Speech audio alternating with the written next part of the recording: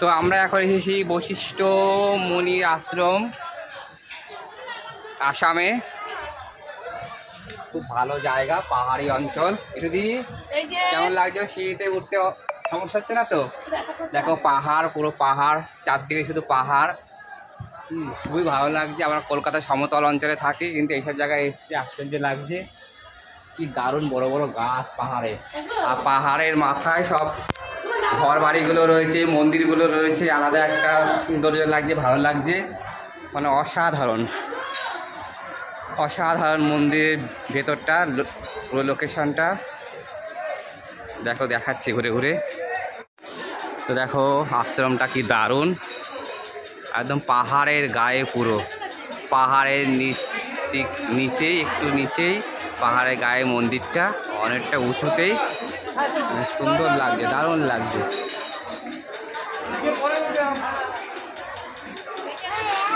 আমাদের ড্রাইভার দা ডাকছে খুব তাড়াতাড়ি। হ্যাঁ, কি হয়েছে? কি প্রবলেম? এই জলের স্রোত, এটা কি ঝর্ণা আছে নাকি? জলের স্রোত, না? আরে বাবা, আশ্চর্য একটা জায়গায় এসেছি তাহলে। এই মিঠু, এখানে স্নান করার জায়গা আছে। এখানে রিল বানাবো রিল। কি দারুণ একটা জায়গা, আশ্রমটা অসাধারণ। এটা মানে বলার মতো না। দেখো পাহাড়টা কি দারুণ লাগছে।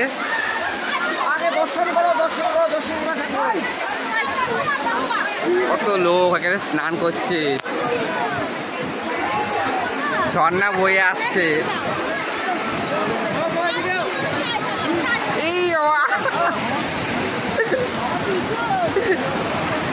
অসাধারণ লাগছে। দেখো ঝর্ণাটা,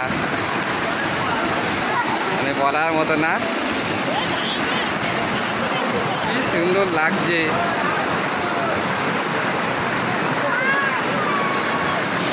তুই কি ছাড়বি ভিডিও?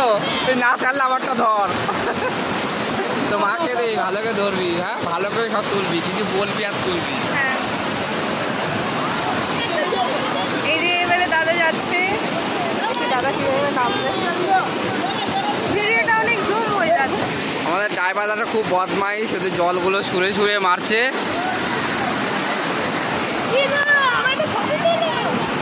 কোথায় গেল? ব্যাগ দাও। তুমি নামবে না? ব্যাগ কেন নাও?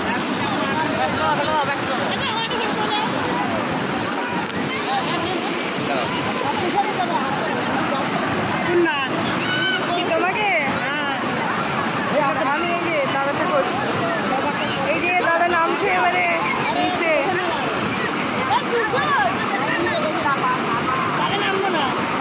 আরে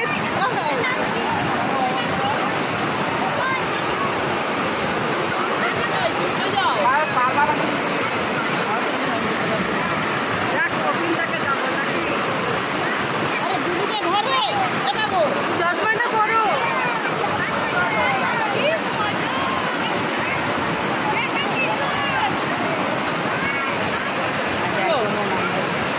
জলে নেমে দিল।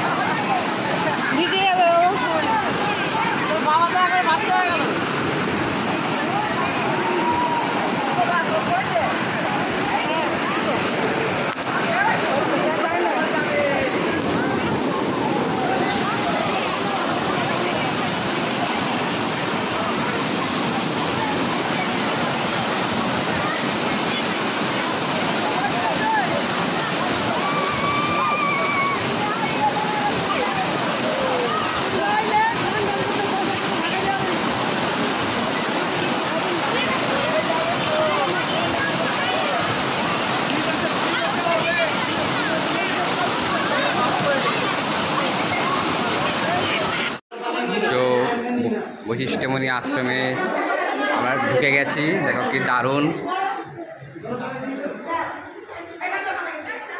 ভোলে বাবা, মাতা, মুনি বাবা সব রয়েছেন, খুবই সুন্দর।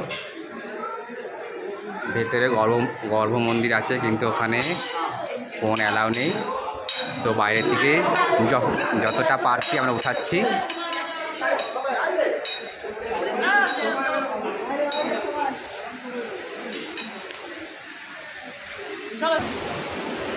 তো আবার ঝর্ণার এখানে উপস্থিত হয়েছি। কত সুন্দর, কোথা থেকে নদীর জল, এই ঝর্ণার জলটা বয়ে বয়ে আসছে, খুব আশ্চর্য লাগছে। দেখো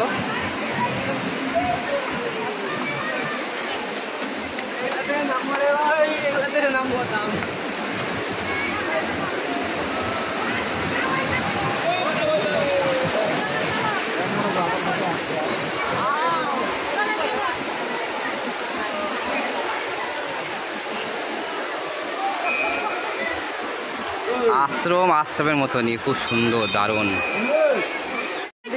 মেন মন্দির ওটা হয়ে গেছে,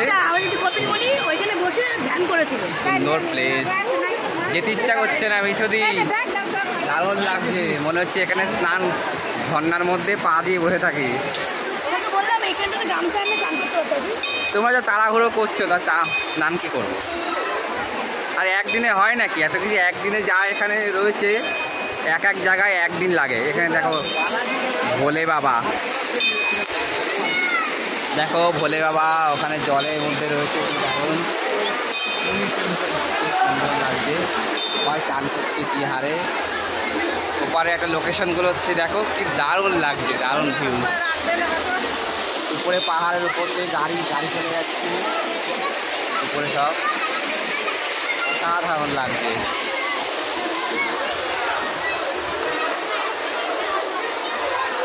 আমরা জলের মধ্যে দিয়ে যাব হাঁটতে হাঁটতে, ঝর্ণার জল।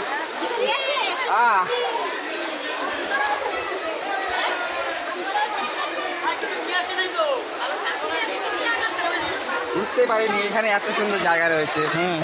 তাহলে তো গামছা টামছা সব নিয়ে আসতাম। এই জায়গা স্নান না করে যাওয়া যায়? সেই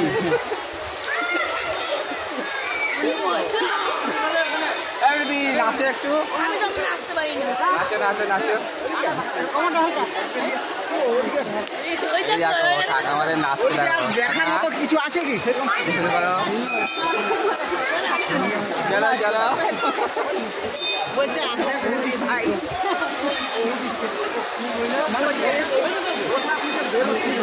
ড্রাইভার ভাই আমাদের মস্ত আছে, মস্ত, নিয়ে যাবো মানে কলকাতায়।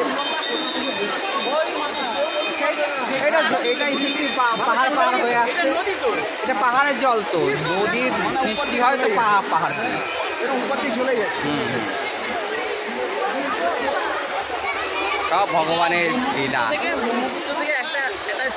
ছোট ধারা একটা ভাগ হয়েছিল, সেটা এখান থেকে আমরা ব্রহ্মপুত্রতেই বলেছি। ও দারুণ ভিউ, মন্দির। তো আশ্রম তো ভালো মতো পরিক্রমা করলাম, মানে ভীষণ ভালো লাগলো। একটা আশ্রমের মতন পাহাড়ের গায়ে এরকম একটা আশ্রম, খুবই সৌন্দর্যকর। লোকালয় দেখো ভরা, পুরো জমজমাট, পুরো জমজমাট।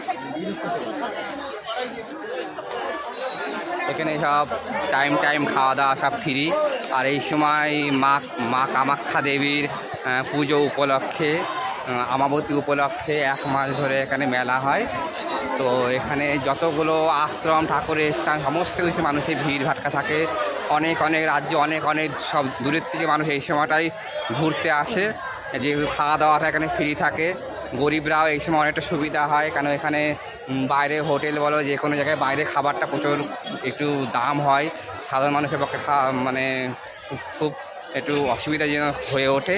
তার জন্য এই সময়টা আসে, যেহেতু এখানে থাকার জায়গা, খাওয়ার এটা সমস্ত সময় মানে সব জায়গাতেই ফ্রি থাকে। তার জন্যে মানুষ এই সময়টা একটু ঘোরার জন্যে সব বেছে নেয়। তো আমরা এসেছি এই সময়তেই। আমরা যেহেতু এই সময় একটু লোকেশনটা খুব আশ্চর্য থাকে, ভালো থাকে, দেখতে খুব সুন্দর লাগে। তার জন্য আমরা এই সময়টা একটু আসার জন্যে সময়টা একটু বেছে নিলাম। তো খুব ভালো ঘুরলাম, আশ্রমটা খুব ভালো লাগলো। মানে ঝর্ণাটা আমার তো বিশেষ করে ঝর্ণাটা বিশেষ ভালো লেগেছে। আর মন্দিরটা পাহাড়ের গায়ে এত ভালো লাগছে, মানে লোকেশনটা খুব দারুণ লেগেছে আমার। তো বাই, কেমন লাগলো তোমাদেরকেও শেয়ার করবো, কমেন্টস করো, বাবাই করো, বাবাই করো, বাই বাই করো। ভালো নেই কেন বলতো, শাখা বোঝা যাবে না, দেখতে শুনবো।